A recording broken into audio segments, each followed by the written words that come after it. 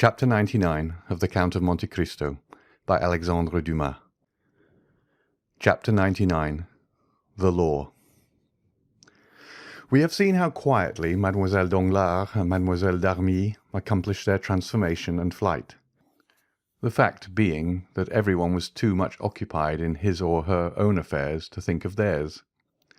We will leave the banker contemplating the enormous magnitude of his debt before the phantom of bankruptcy, and follow the Baroness, who, after being momentarily crushed under the weight of the blow which had struck her, had gone to seek her usual adviser, Lucien Debray. The Baroness had looked forward to this marriage as a means of ridding her of a guardianship which, over a girl of Eugénie's character, could not fail to be rather a troublesome undertaking, for in the tacit relations which maintain the bond of family union, the mother, to maintain her ascendancy over her daughter, must never fail to be a model of wisdom and a type of perfection. Now, Madame Danglars feared Eugénie's sagacity and the influence of Mademoiselle d'Armilly. She had frequently observed the contemptuous expression with which her daughter looked upon Debray, an expression which seemed to imply that she understood all her mother's amorous and pecuniary relationships with the intimate secretary. Moreover, she saw that Eugénie detested Debray, not only because he was a source of dissension and scandal under the paternal roof, but because she had once classed him in that catalogue of bipeds whom Plato endeavours to withdraw from the appellation of men, and whom Diogenes designated as animals upon two legs without feathers. Unfortunately, in this world of ours, each person views things through a certain medium, and so is prevented from seeing in the same light as others, and Madame Danglars therefore very much regretted that the marriage of Eugénie had not taken place, not only because the match was good and likely to ensure the happiness of her child, but because it would also set her at liberty. She ran therefore to Debray, who, after having, like the rest of Paris, witnessed the contract scene and the scandal attending it, had retired in haste to his club, where he was chatting with some friends upon the events which served as a subject of conversation for 3/4 of that city known as the capital of the world. At the precise time when Madame Danglars, dressed in black and concealed in a long veil, was ascending the stairs leading to Debray's apartments, notwithstanding the assurances of the concierge that the young man was not at home, Debray was occupied in repelling the insinuations of a friend, who tried to persuade him that after the terrible scene which had just taken place, he ought, as a friend of the family, to marry Mademoiselle Danglars and her 2 millions. Debray did not defend himself very warmly, for the idea had sometimes crossed his mind. Still, when he recollected the independent, proud spirit of Eugénie, he positively rejected it as utterly impossible, though the same thought again continually recurred and found a resting place in his heart. Tea, play, and the conversation, which had become interesting during the discussion of such serious affairs, lasted till 1 o'clock in the morning. Meanwhile, Madame Danglars, veiled and uneasy, awaited the return of Debray in the little green room, seated between 2 baskets of flowers, which she had that morning sent, and which, it must be confessed, Debray had himself arranged and watered with so much care that his absence was half excused in the eyes of the poor woman.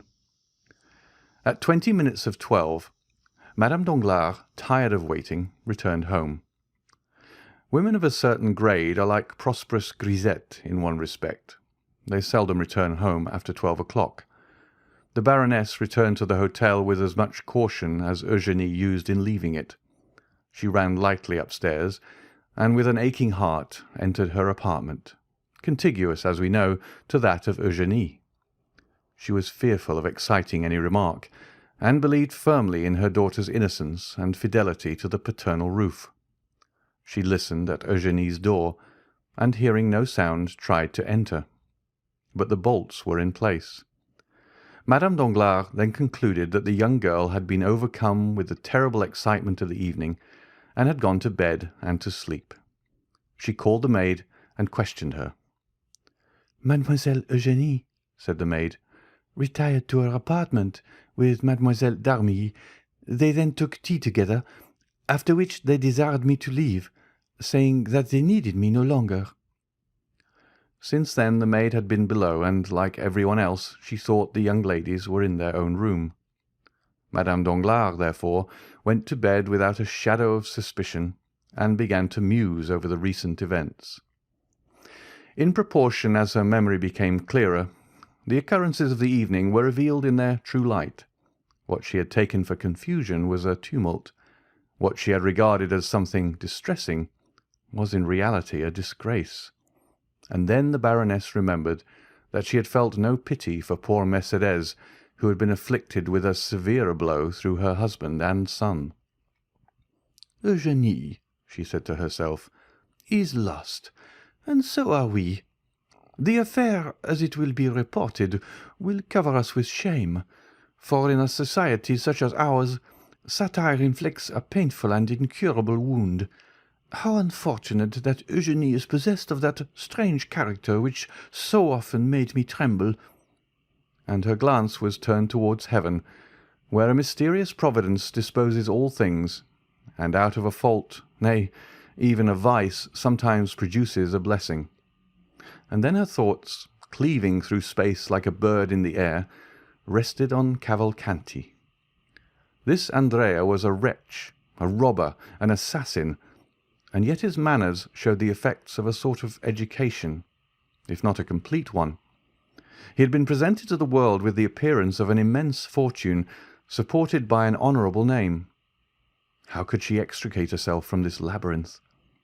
To whom would she apply to help her out of this painful situation? Debray, to whom she had run, with the first instinct of a woman, towards the man she loves, and who yet betrays her. Debray could but give her advice. She must apply to someone more powerful than he. The Baroness then thought of Monsieur de Villefort. It was Monsieur de Villefort who had remorselessly brought misfortune into her family, as though they had been strangers. But no. On reflection, the procureur was not a merciless man, and it was not the magistrate, slave to his duties, but the friend, the loyal friend, who roughly but firmly cut into the very core of the corruption. It was not the executioner, but the surgeon, who wished to withdraw the honour of Danglars from ignominious association with the disgraced young man they had presented to the world as their son-in-law. And since Villefort, the friend of Danglars, had acted in this way, no one could suppose that he had been previously acquainted with or had lent himself to any of Andrea's intrigues. Villefort's conduct, therefore, upon reflection, appeared to the Baroness as if shaped for their mutual advantage. But the inflexibility of the procureur should stop there. She would see him the next day, and if she could not make him fail in his duties as a magistrate, she would at least obtain all the indulgence he could allow. She would invoke the past, recall old recollections. She would supplicate him by the remembrance of guilty yet happy days. Monsieur de Villefort would stifle the affair. He had only to turn his eyes on one side and allow Andrea to fly, and follow up the crime under that shadow of guilt called contempt of court. And after this reasoning, she slept easily. At 9 o'clock next morning she arose, and without ringing for her maid or giving the least sign of her activity, she dressed herself in the same simple style as on the previous night. Then running downstairs, she left the hotel, walked to the Rue de Provence, called a cab, and drove to Monsieur de Villefort's house. For the last month, this wretched house had presented the gloomy appearance of a lazaretto infected with the plague. Some of the apartments were closed within and without.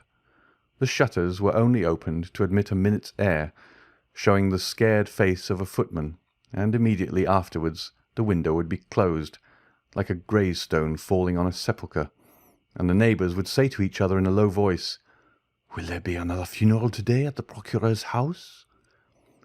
Madame Danglars involuntarily shuddered at the desolate aspect of the mansion.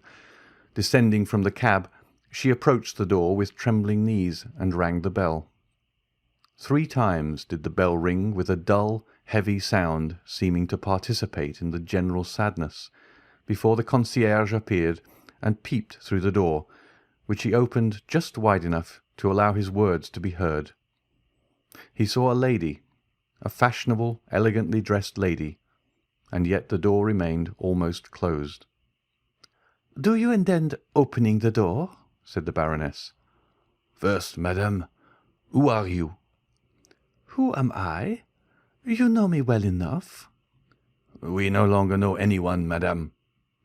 "You must be mad, my friend," said the Baroness.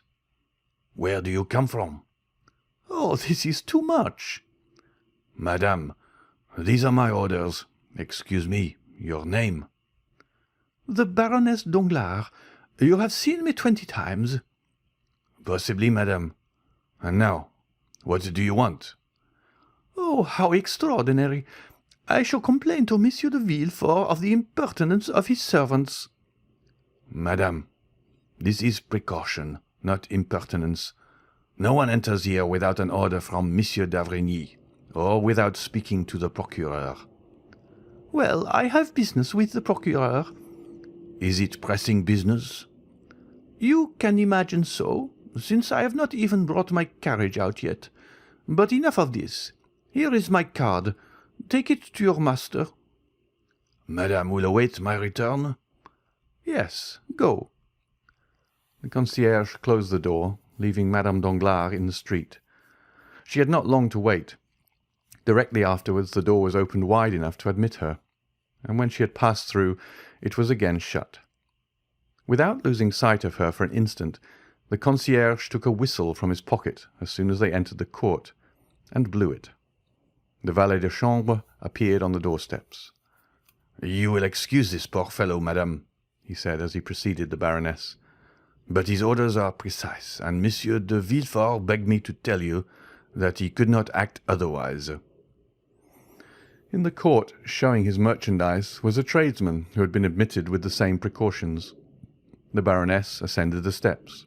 She felt herself strongly infected with the sadness which seemed to magnify her own, and still guided by the valet de chambre, who never lost sight of her for an instant, she was introduced to the magistrate's study. Preoccupied as Madame Danglars had been with the object of her visit, the treatment she had received from these underlings appeared to her so insulting that she began by complaining of it. But Villefort, raising his head, bowed down by grief, looked up at her with so sad a smile that her complaints died upon her lips. "Forgive my servants," he said. "For a terror I cannot blame them for. From being suspected they had become suspicious." Madame Danglars had often heard of the terror to which the magistrate alluded, but without the evidence of her own eyesight she could never have believed that the sentiment had been carried so far. "You too, then, are unhappy?" she said. "Yes, madame," replied the magistrate. "Then you pity me?" "Sincerely, madame." "And you understand what brings me here?" "You wish to speak to me about the circumstance which has just happened?" "Yes, sir. A fearful misfortune." "You mean a mischance?" "A mischance?" repeated the Baroness. "Alas, madame," said the procureur with his imperturbable calmness of manner, "I consider those alone misfortunes which are irreparable." "And do you suppose this will be forgotten?" "Everything will be forgotten, madame," said Villefort. "Your daughter will be married tomorrow, if not today. In a week, if not tomorrow, and I do not think you can regret the intended husband of your daughter." Madame Danglars gazed on Villefort, stupefied to find him so almost insultingly calm. "Am I come to a friend?" she asked in a tone full of mournful dignity. "You know that you are, madame," said Villefort, whose pale cheeks became slightly flushed as he gave her the assurance. And truly this assurance carried him back to different events from those now occupying the Baroness and him. "Well, then, be more affectionate, my dear Villefort," said the Baroness. "Speak to me not as a magistrate, but as a friend, and when I am in bitter anguish of spirit, do not tell me that I ought to be gay." Villefort bowed. "When I hear misfortune named, madame," he said, I have within the last few months contracted the bad habit of thinking of my own, and then I cannot help drawing up an egotistical parallel in my mind. That is the reason that by the side of my misfortunes, yours appear to me mere mischances. That is why my dreadful position makes yours appear enviable. But this annoys you. Let us change the subject. You were saying, madame." "I came to ask you, my friend," said the Baroness, "what will be done with this impostor?" "Impostor?" repeated Villefort. "Certainly, madame. You appear to extenuate some cases and exaggerate others. Impostor, indeed! Monsieur Andrea Cavalcanti, or rather Monsieur Benedetto, is nothing more nor less than an assassin." "Sir, I do not deny the justice of your correction, but the more severely you arm yourself against that unfortunate man, the more deeply will you strike our family. Come, forget him for a moment, and instead of pursuing him, let him go." "You are too late, madame. The orders are issued." "Well, should he be arrested, do they think they will arrest him?" "I hope so." "If they should arrest him, I know that sometimes prisoners afford means of escape. Will you leave him in prison?" The procureur shook his head. "At least keep him there till my daughter be married." "Impossible, madame. Justice has its formalities." "What, even for me?" said the Baroness, half jesting, half in earnest. "For all, even for myself among the rest," replied Villefort. "Ah!" exclaimed the Baroness, without expressing the ideas which the exclamation betrayed. Villefort looked at her with that piercing glance which reads the secrets of the heart. "Yes, I know what you mean," he said.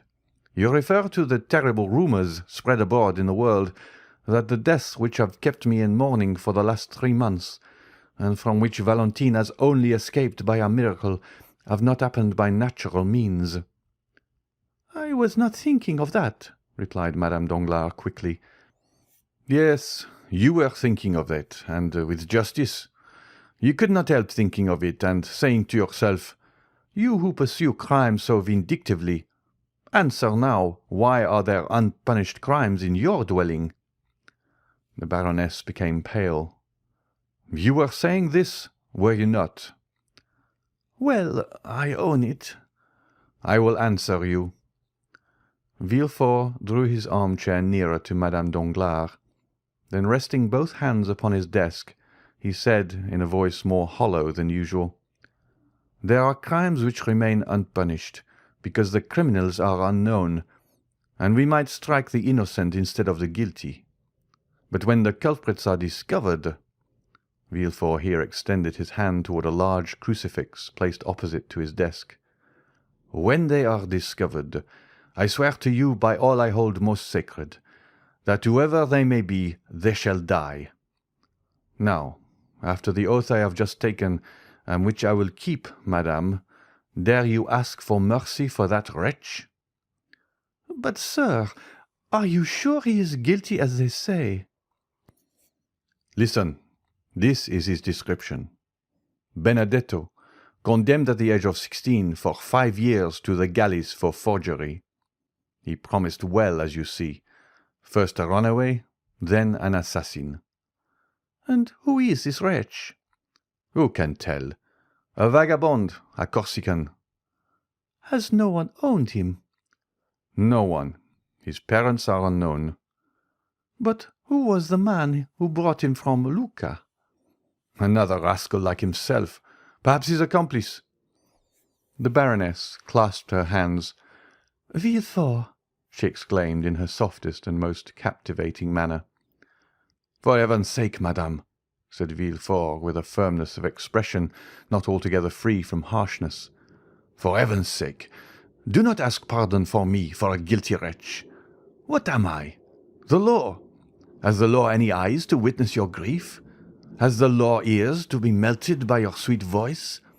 Has the law a memory for all those soft recollections you endeavour to recall? No, madame. The law has commanded, and when it commands, it strikes. You will tell me that I am a living being and not a code, a man and not a volume. Look at me. Madame, look around me. Have mankind treated me as a brother? Have they loved me? Have they spared me? Has anyone shown the mercy towards me that you now ask at my hands? No, madame, they struck me, always struck me. Woman, siren that you are, do you persist in fixing on me that fascinating eye which reminds me that I ought to blush? Well, be it so. Let me blush for the faults you know, and perhaps for even more than those. But having sinned myself, it may be more deeply than others. I never rest till I have torn the disguises from my fellow creatures and found out their weaknesses. I have always found them, and more, I repeat it with joy, with triumph, I have always found some proof of human perversity or error. Every criminal I condemn seems to me living evidence that I am not a hideous exception to the rest. Alas, alas, alas, all the world is wicked. Let us therefore strike at wickedness. Villefort pronounced these last words with a feverish rage which gave a ferocious eloquence to his words. "But," said Madame Danglars, resolving to make a last effort, "this young man, though a murderer, is an orphan, abandoned by everybody."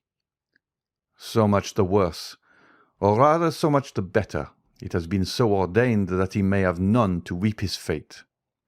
"But this is trampling on the weak, sir."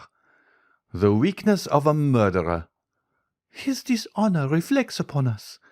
"Is not death in my house?" "Oh, sir," exclaimed the Baroness, "you are without pity for others. Well, then, I tell you they will have no mercy on you." "Be it so," said Villefort, raising his arms to heaven. "At least, delay the trial till the next assizes. We shall then have 6 months before us." "No, madame," said Villefort. "Instructions have been given. There are yet 5 days left. 5 days are more than I require. Do you not think that I also long for forgetfulness? While working night and day, I sometimes lose all recollection of the past, and then I experience the same sort of happiness I can imagine the dead feel.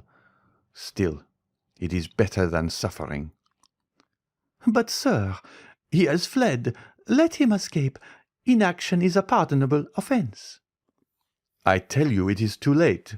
Early this morning the telegraph was employed, and at this very minute—" "Sir," said the valet de chambre, entering the room, "a dragoon has brought his dispatch from the Minister of the Interior."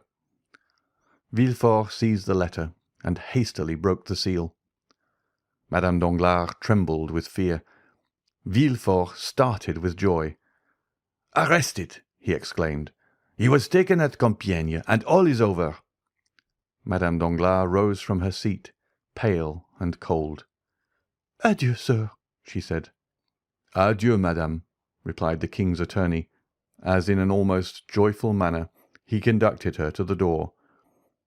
Then, turning to his desk, he said, striking the letter with the back of his right hand, "Come, I had a forgery, 3 robberies, and 2 cases of arson.